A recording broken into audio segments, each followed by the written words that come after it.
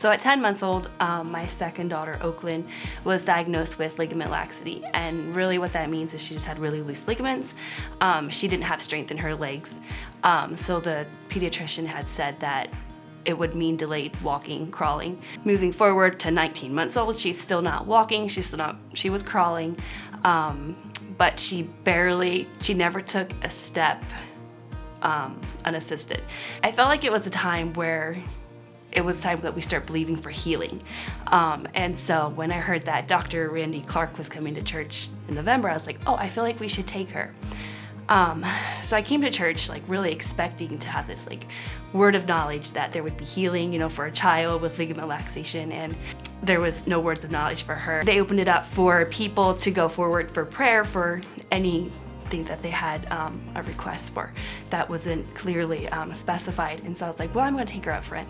By this time it's like 9 o'clock at night and she's like crying and hungry and tired. And finally it was time for her to be prayed over, and the whole time she's just like, no, no. And I'm like, Jesus, touch her regardless of what she's saying, she's tired. The lady just prayed like a very simple prayer over her, and it wasn't this like giant holy moment where I felt this like healing happen. We were just literally like, God, we receive this, and I moved on. We went home and I like checked her out to see if there was any improvement, and there was no improvement. And my husband, he said, I saw a picture while they were praying for her, and she was walking, and I feel like it was really soon. About a week and a half after that, she randomly stood up in the middle of the floor and took about 7 steps, and she had never taken a step in her whole life before this, unassisted. And we were like, what just happened? Week and a half after that, she was fully walking. Today she's running, and there's no issues whatsoever.